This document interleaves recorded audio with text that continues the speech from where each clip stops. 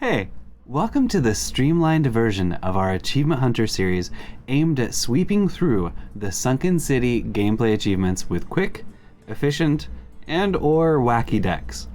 In today's guide, we're catching the Demon Hunter through Paladin achievements. Let's get into it. This should be interesting. If you've seen earlier guides from us, you'll notice that we're covering a lot more achievements in a lot less time than normal. That's because we didn't reach the goal laid out at the end of the Alterac Valley mini-set video to keep creating achievement hunting guides.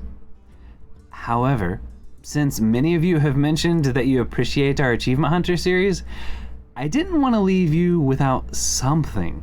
So the compromise was to make this brief guide, which does still introduce one standard and one wild deck per achievement, but I won't be diving into the achievements or decks much at all.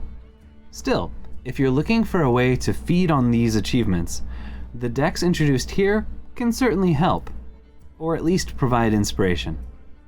There are timestamps and deck codes for each achievement covered in the description, which will likely overflow into the comments, so check those out next to the subscribe button. And yes, we will be making more guides like this, including the mini-set and mystery achievement, so go ahead and subscribe if you want to catch those when they come out.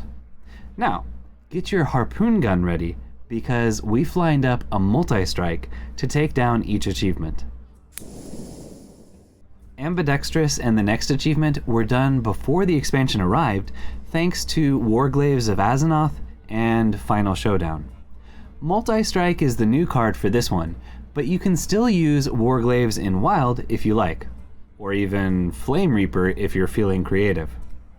Killing 4 minions in a turn didn't give more than 1 point of progress, so you'll want to pace yourself, but this one can still be done quite quickly. Have fun cutting through enemy minions with both of your hands for this one. It cost me nothing. Was likely created with predation in mind, but if you have a deck with lots of cheap spells, Demon Slayer Cartreuse as the reward from Final Showdown will make this achievement go by much faster. There are other options such as Fellgorger and Skull of Gul'dan as well, but we'd really recommend a Final Showdown deck if you have the questline. Hopefully, this one won't cost you too much time. For the final Demon Hunter achievement, Nowhere to Hide, you do have to have Lady Stheno. She can be discovered by Amalgam of the Deep if she hasn't joined your collection, and an extra copy can help knock this out a bit more reliably if you don't have enough cheap spells to help her attack 8 times before the opponent kills her. Do note that regular attacks count towards this as well if she survives on board, or you're able to rush her in. This one is particularly fun against stealthed enemies because you really can say Nowhere to Hide. Good luck. There are a few ways to come at the started from the bottom achievement for Druid.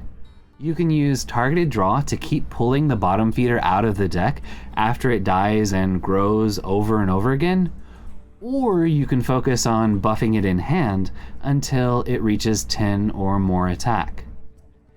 If it's the only beast in your deck, Living Seed alongside Dredge works pretty well to keep finding it, but you'll probably still want a buff or 2 for the last step, because most opponents will have difficulty clearing the large body, or just choose to prioritize your face. Still, this one shouldn't take too many games to complete, especially if you're starting from the bottom of the ladder. Good luck. The change in cost of Miracle Growth may seem like a nerf to most, but for these next 2 achievements, it was actually a buff. Since She's All Thumbs and Cult of Personality overlap a bit in their objectives, it's not a bad idea to aim for tackling these together.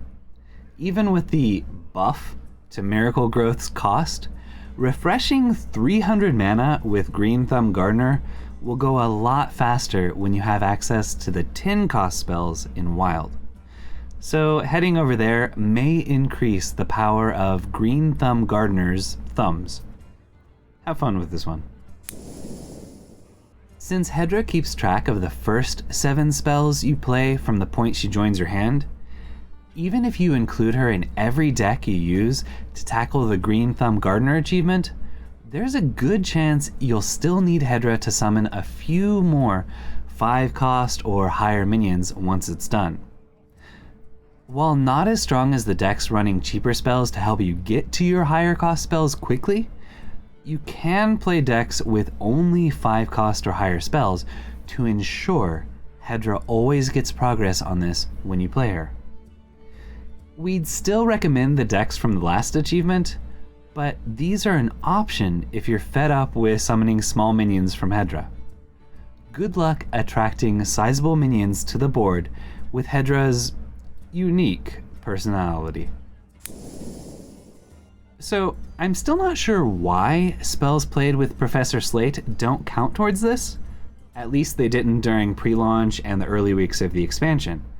But an acquired taste seems to require that you destroy minions with spells on a turn you play Urchin Spines. Fortunately, hunters have access to lots of cheap damage spells, and lots of board-based decks in the meta means you'll have plenty of targets to hit, though your own minions count too if you're desperate. So while it would have been nice to give Professor Slate one more spotlight, you'll have to settle for an acquired taste from Fugu. I mean, Urchin Spines. Getting swift progress on twinning with Twin Bow Terror Coil can be a challenge, but getting extra copies of her back in hand with Devouring Swarm and Zola can speed things along a little bit. You'll still need a deck with lots of spells to keep activating and playing her out, but she is pretty good at building a beast taunt wall with Revive Pet or eliminating threats on board with doubled spells. Good luck surprising the opponent with tons of extra value and twinning lots of games. If you have Hydrolodon and played it, you probably completed this, as a single opponent not able to clear it right away will usually let you finish. If you don't have Hydrolodon, you do have Ambassador Phelan, because everyone got him for free from the rewards track.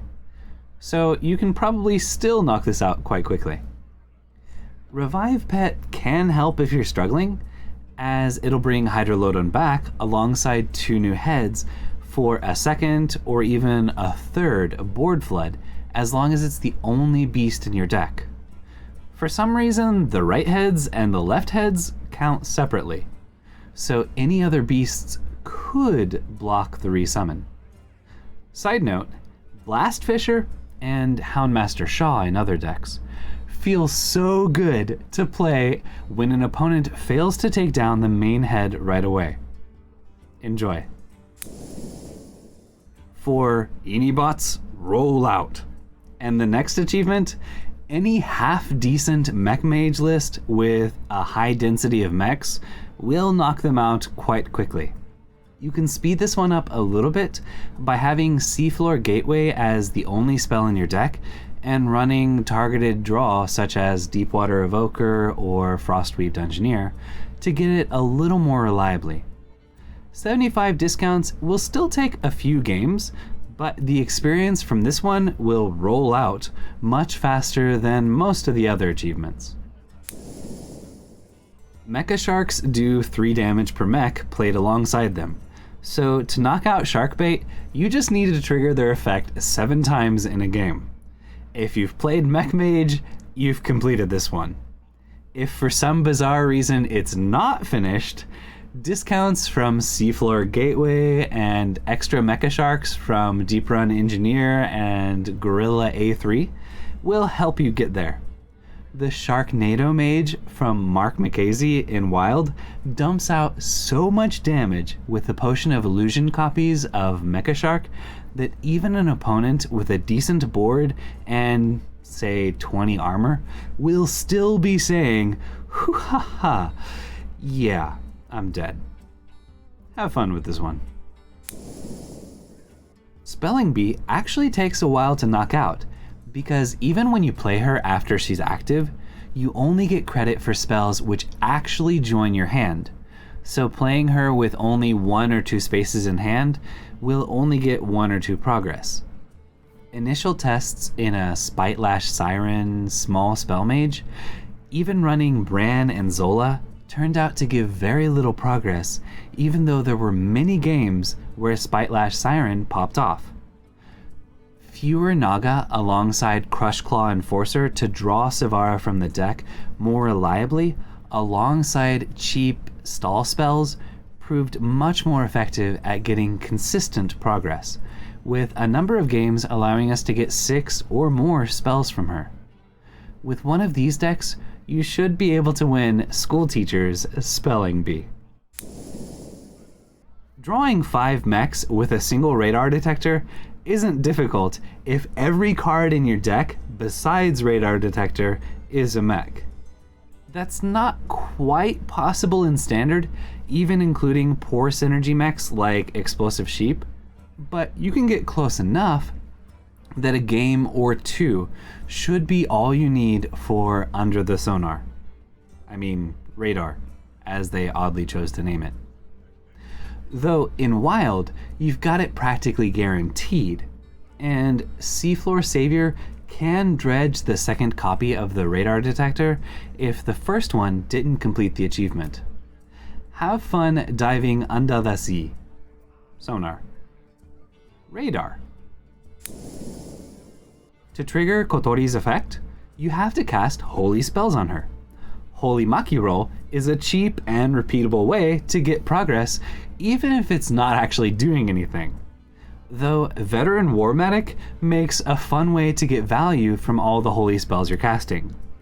And in Wild, Call to Adventure can be a great way to ensure you have Kotori in hand to pair with a bunch of 0 mana Librams, even if you only got a couple from the first Kotori before bringing her back with Rally.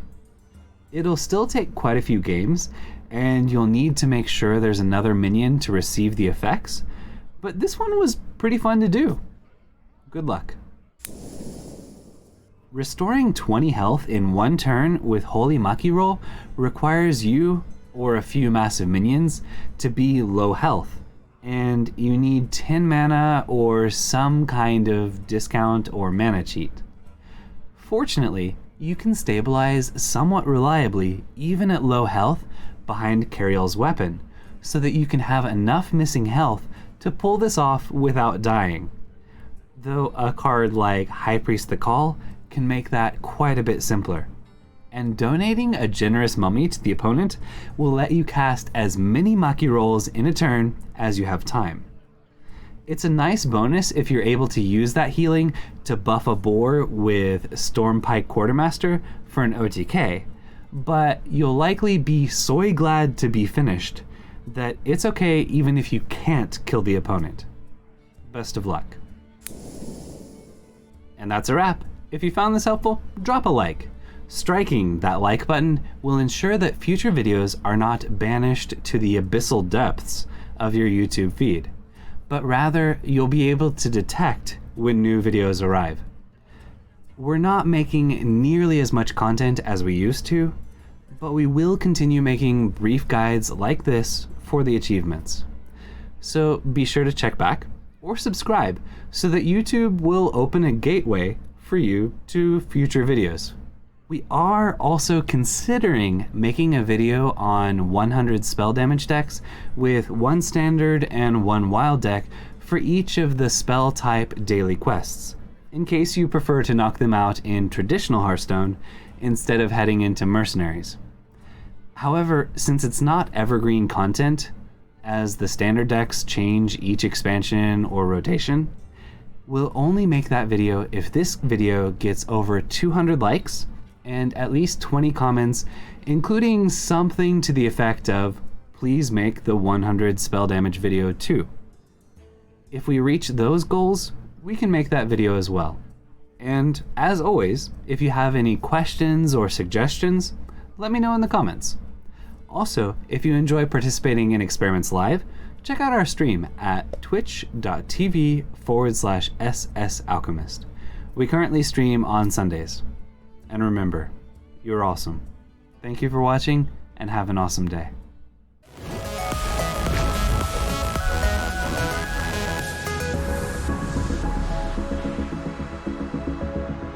Messiah.